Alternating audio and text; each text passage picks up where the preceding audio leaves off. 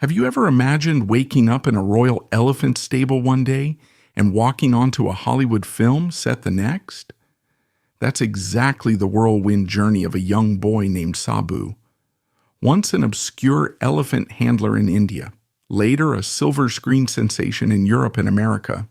His real name wasn't even Sabu, but circumstances beyond his control buried his birth identity and turned him into an icon. Some called him the Elephant Boy. Others hailed him as a cinematic trailblazer. But when he died at just 39, the world shifted its gaze so swiftly that his name nearly vanished from our shared memory. Yet beneath that faded stardom lies a life story packed with twists, heartbreak, triumphs, and controversies. A saga so improbable that not even the best screenwriters could have dreamed it up. Imagine a boy born in the year 1924, deep in India's princely state of Mysore. His mother passed away while he was still very young, leaving him with a father who struggled to raise him and an older brother. Fortune seemed to take a gentle turn when that father found a decent job as the Maharaja's personal elephant handler. It was not only a paycheck, but also an invitation for the family to live on the grounds of the royal stables. This gave little Sabu, known then by a name closer to Selar, unfettered access to the most majestic creatures of the jungle. While other children might romp with dogs or feed barnyard goats, Sabu was learning to command these massive elephants, forging a bond that would become the foundation of his destiny. That stability shattered again when Sabu's father died. He was only 9, and so was left with his elder brother to fend for themselves. With both parents gone, their living arrangement in the stables hung by a thread.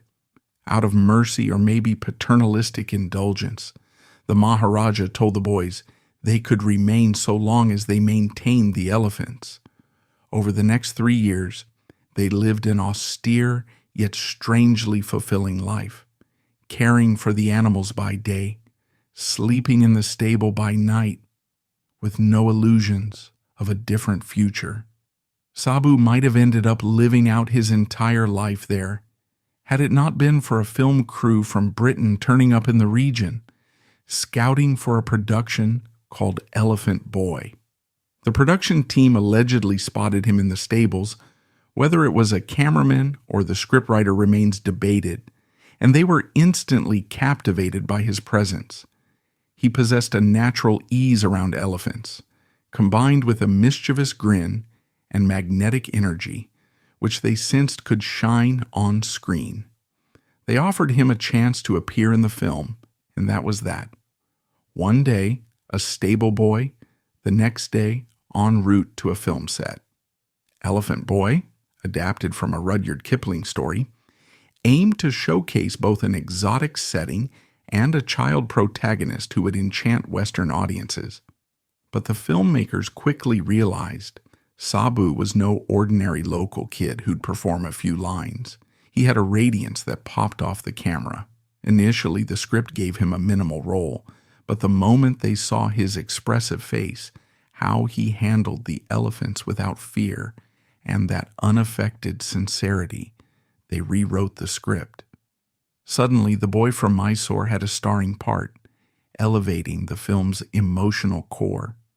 The shoot unfolded partly on location in India, partly in England, and Sabu took his first plane ride, seeing a world that must have felt like another planet compared to the stables.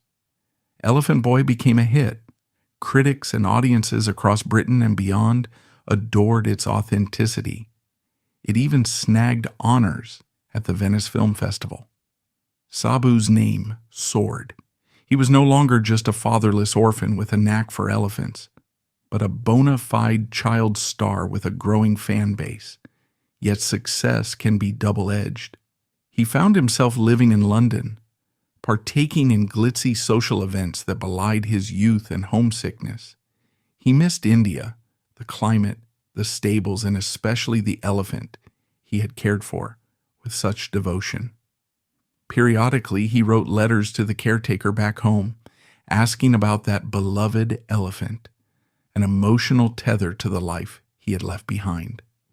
Amid that longing, Alexander Korda, one of Britain's foremost directors, realized the gold mine he had discovered in Sabu.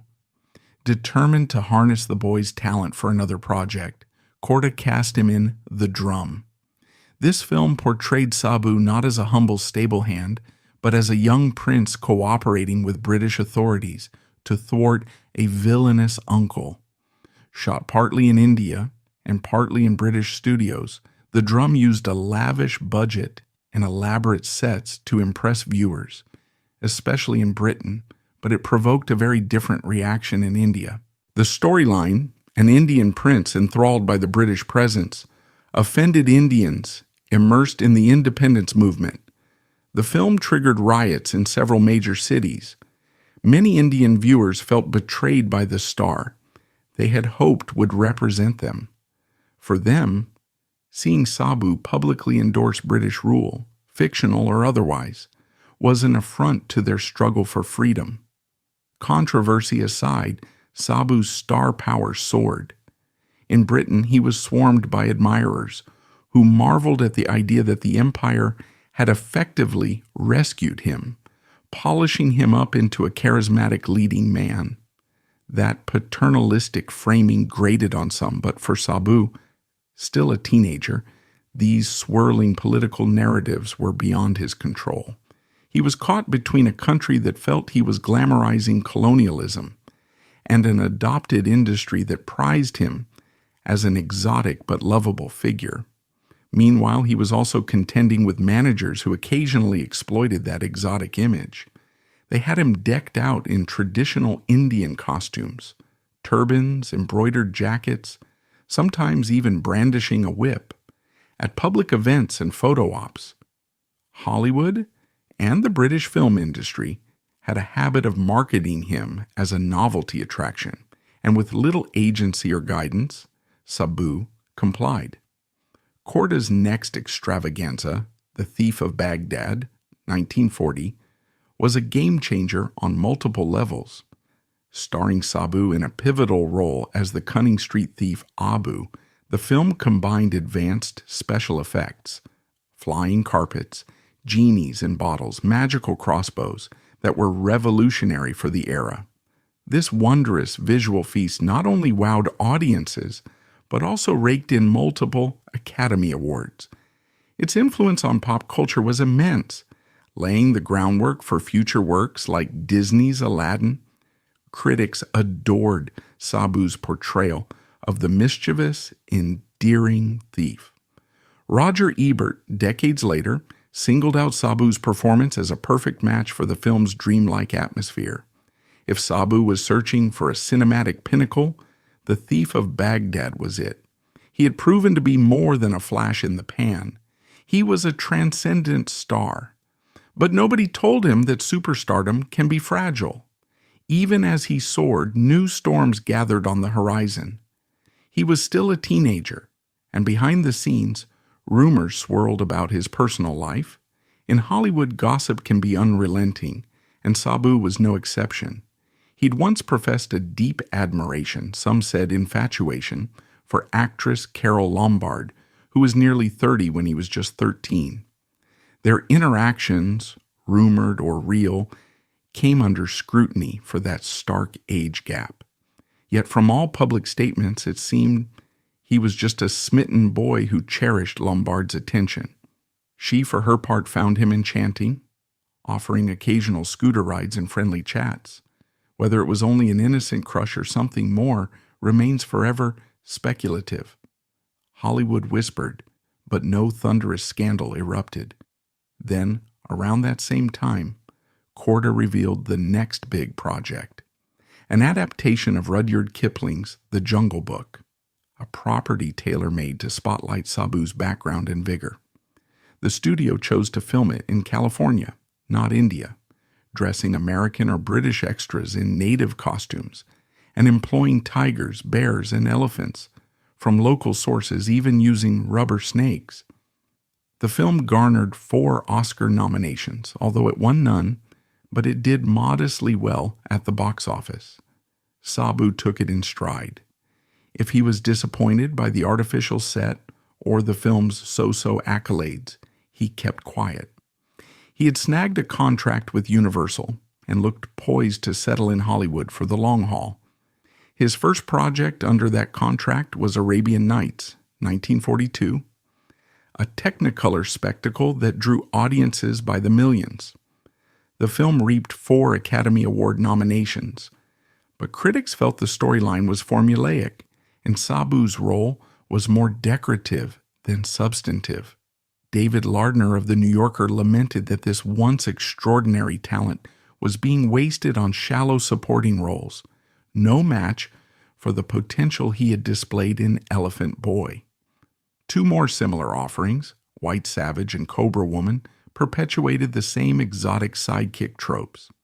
The monotony likely wore on Sabu, for after these projects he stepped away from film, though not to laze about. He had a bold new plan.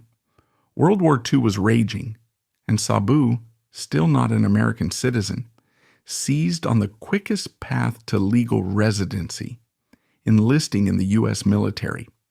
He joined the Army Air Forces, trained as a heavy bomber gunner, and flew a reported 42 combat missions. This was no vanity gig. He risked his life on countless flights, earning the Distinguished Flying Cross. Some who interviewed him around that time noted a somber maturity beneath his usual effervescent grin. He'd mentioned that in a war, ultimately nobody really wins. Yet the conflict concluded, and he emerged a decorated hero and a freshly minted American citizen, proud to belong to a country he had grown to love. He intended to restart his Hollywood career with vigor. Returning to Tinseltown, Sabu encountered a chilling reality. The war had changed audience tastes. Swashbuckling fantasies and naive hero roles no longer captured the public imagination the way they had. The industry itself had shifted, focusing on more realistic or adult themes. For Sabu, a young man now pushing into his 20s, the roles on offer were largely stuck in the same old pattern, the wide-eyed exotic sidekick, or comedic relief. He struggled to get directors or producers to see him as anything else. He did manage a handful of films in the late 1940s, including Song of India, 1949, where he starred alongside Gail Russell, at least until she fell ill. Enter A Fateful Substitution.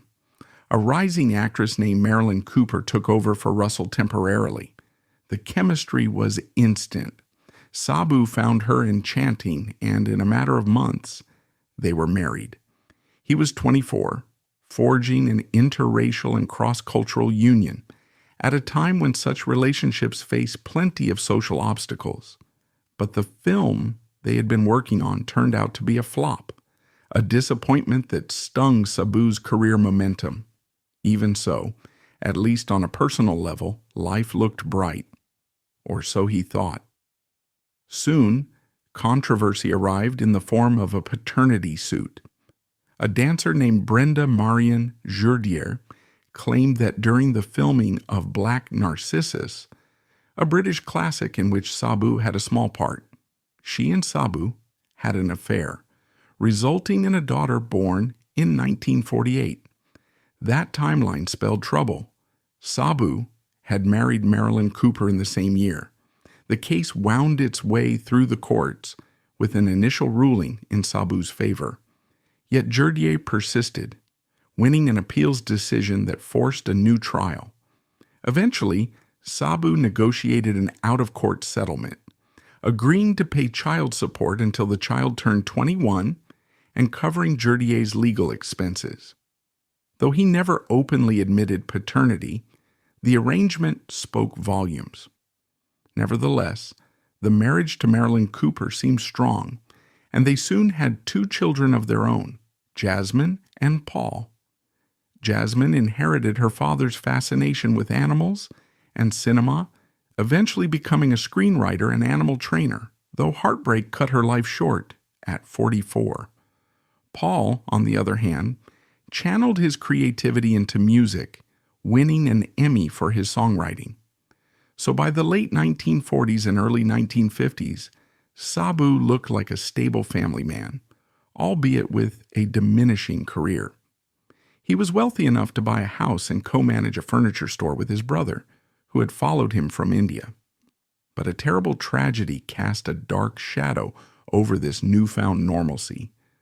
One day a teenage thief broke into the shop, spotted the brother with a sum of money, panicked, and shot him dead on the spot. The random brutality of that moment devastated Sabu, sending him into a spiral of grief. And fate still had more blows to deliver. Sabu's home caught fire soon after, an event that seemed at first like merely another stroke of ill luck.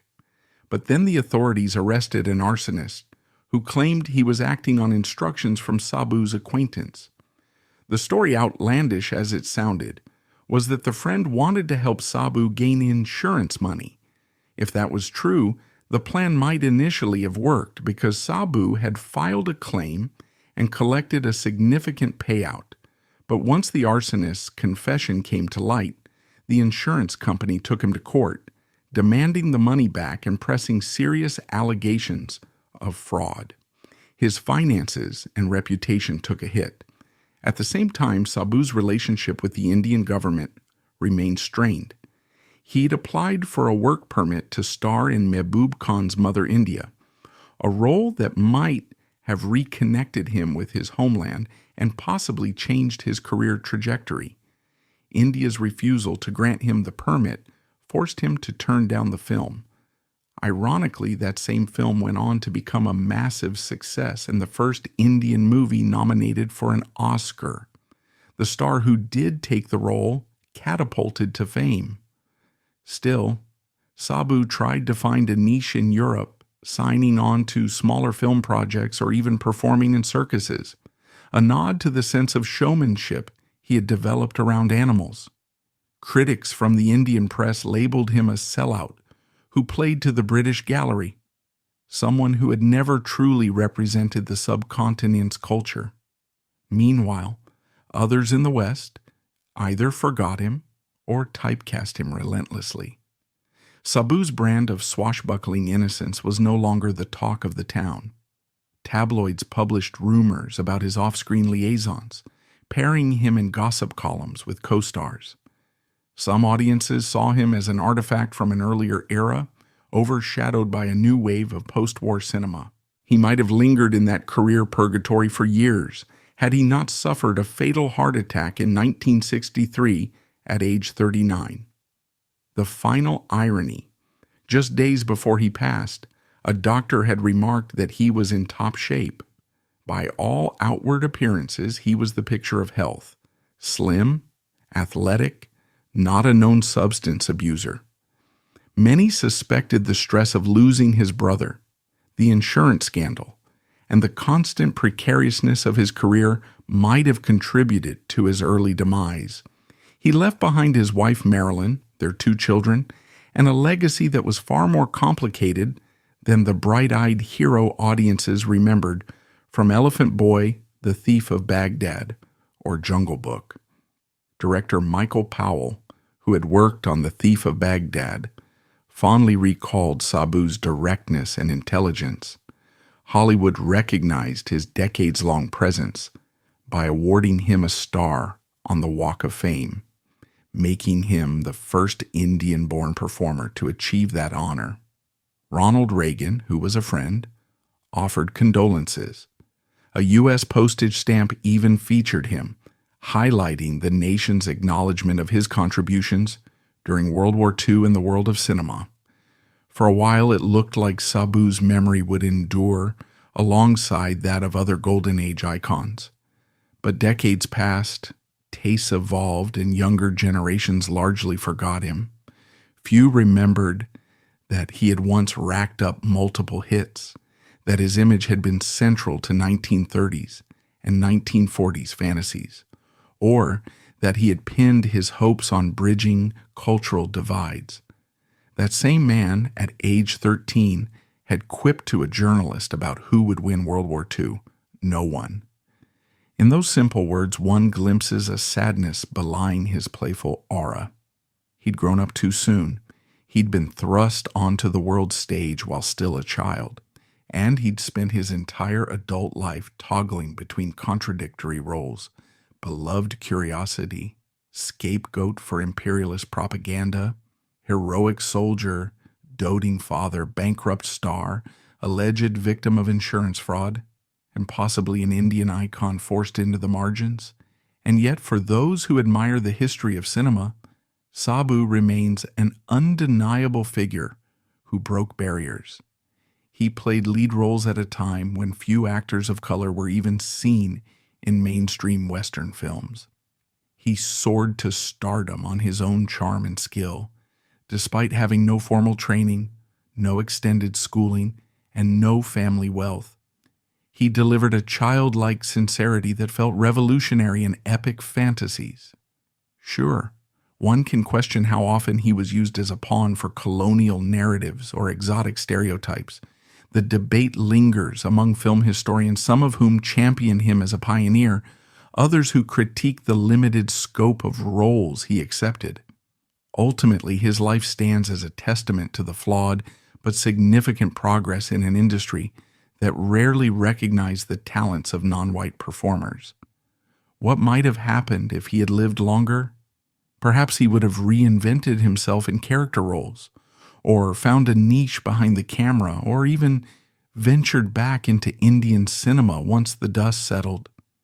The glimpses we have, like the paternity lawsuit, the suspicious house fire, the heartbreak of his brother's murder, reveal that behind his trademark grin was a man wrestling with burdens too heavy for any single person to carry easily.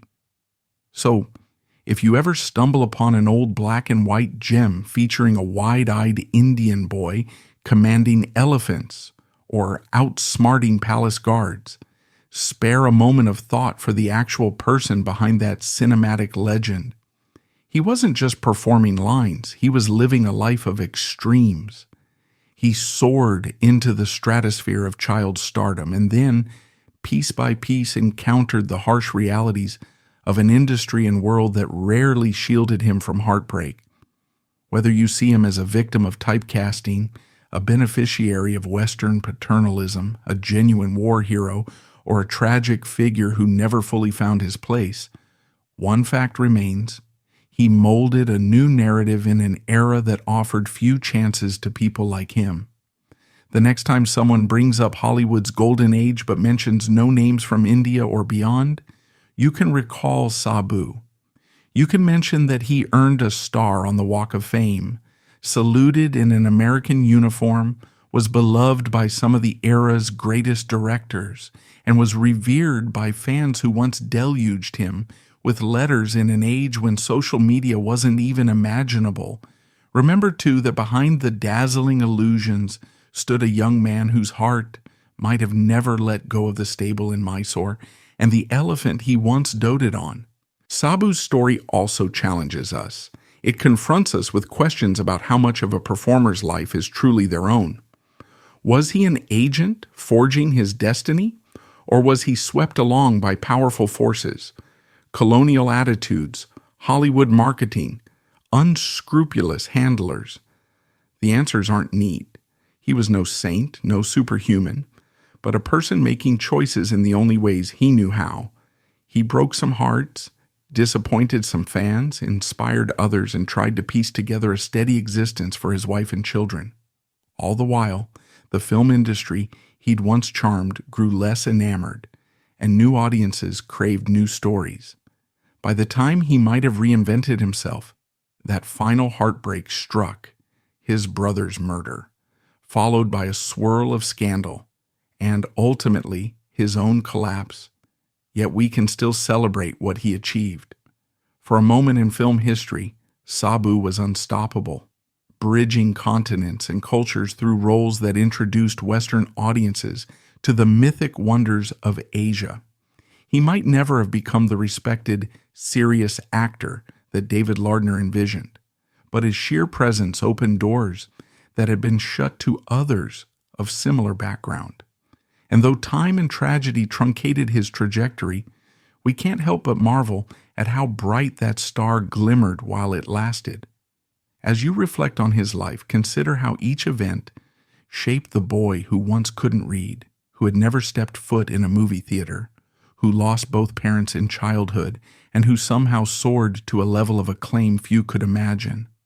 That same boy wrestled with the burdens of stardom and adulthood, making mistakes, nurturing dreams, and forging friendships. His lesser-known path stands as a reminder that behind every exotic star from bygone eras lurks a mosaic of strife, wonder, growth, and heartbreak.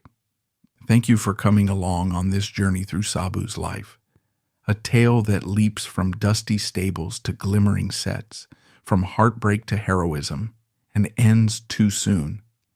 If the old saying is true, that the brightest stars burn half as long, then Sabu's flame was undeniably brilliant. We hope this glimpse of his remarkable story has intrigued you, and we invite you to stay tuned for more fascinating explorations of the forgotten corners of cinematic history.